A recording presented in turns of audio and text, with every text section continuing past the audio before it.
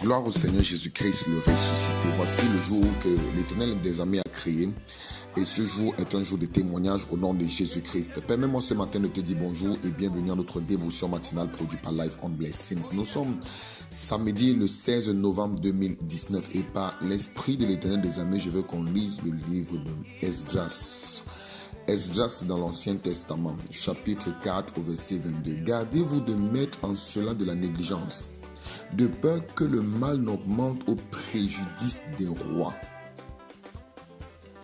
Bien-aimé, ce verset biblique, ce n'est pas un serviteur de Dieu qui déclare cette parole, mais ce sont les serviteurs du roi en cette époque. Waouh! Ce sont eux qui disent, ne mettez pas de négligence dans cette chose. Qu'est-ce qui se passait ici? Le peuple d'Israël voulait rebâtir le temple parce que le temple avait été détruit. Ils avaient été emmenés en captivité, donc ils étaient sous l'autorité d'un roi païen. Et ils ont voulu rebâtir le temple de l'Éternel pour adorer leur Dieu, parce qu'ils ne voulaient pas adorer le Dieu des païens. Mais lorsqu'ils se sont levés pour rebâtir, les problèmes ont commencé. Les ennemis se sont levés. Pourquoi j'ai lu ce passage? Et j'aimerais que tu lises tout le chapitre 4 du livre d'Esdras. Si possible même, lis tout le livre. Si tu lis 5 versets par jour d'ici une semaine, je crois que tu vas finir. Qu'est-ce qui s'est passé en fait? Pourquoi je lis ce verset biblique? Parce qu'il y a beaucoup de gens parmi vous, vous écoutez le son de ma voix, et tu veux d'une manière ou d'une autre bâtir quelque chose. Et tu es surpris que depuis que tu as mis dans ton cœur la pensée de bâtir, peut-être ton mariage, peut-être ta foi chrétienne, il y a des gens qui se sont dit, non, à partir de cette année, à partir de cette fin d'année, il me faut être sérieux avec Dieu.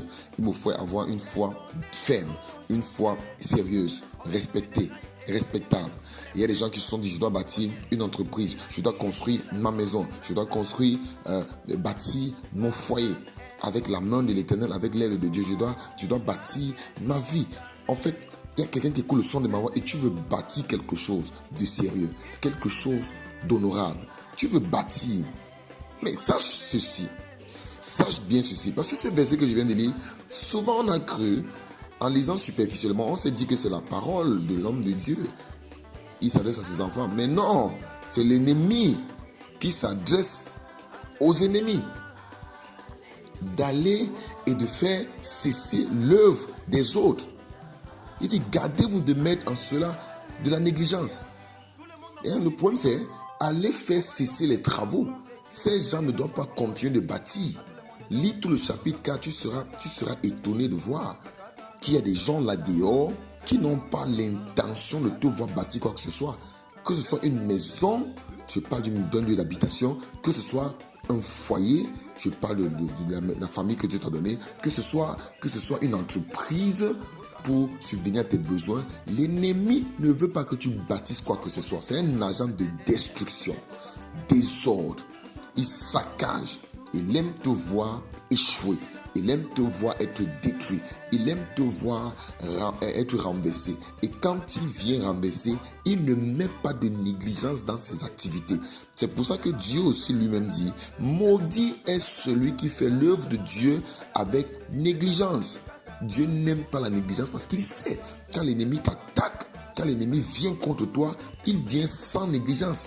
Il envoie ses serviteurs et ils mettent une diligence pas possible contre toi. La nuit, c'est pour ça qu'il y a des gens qui sont tourmentés la nuit, ils sont tourmentés à l'après-midi, ils sont tourmentés ils sont tourmentés le matin, ils sont tourmentés à l'après-midi, ils sont tourmentés la nuit. L'ennemi les attaque sans relâche. Jérémie 48, verset 10. Tu vas lire, tu vas voir. Et 2 Chroniques, chapitre 29, verset 11, déclare presque les mêmes choses. Ne soyez plus négligents. Elle dit, quand tu pries, ne prie pas avec négligence. Quand tu veux faire ce que tu veux faire, tu veux bâtir une maison, tu veux construire un lieu d'habitation, peu importe ce que tu veux, ne mets aucune négligence dans cela. Parce que l'ennemi, quand il vient renverser, il vient avec toute la force. Il vient avec la diligence, il vient avec l'habileté pour te faire cesser les travaux. Mais je vois une personne ce matin, j'entends Dieu me dire à l'oreille ce matin, quelqu'un ne cessera pas les travaux. Parce que tu mettras la diligence dans ton activité et l'ennemi ne pourra pas t'atteindre. Proverbe 18, verset 9, la Bible dit, celui qui se relâche dans son travail est le frère de celui qui détruit. Tu ne détruiras pas ton travail, tu ne t'arrêteras pas. On viendra célébrer cette maison que tu bâtis. On viendra célébrer ton foyer. On viendra célébrer ta famille. On viendra célébrer les enfants que tu es en train de bâtir.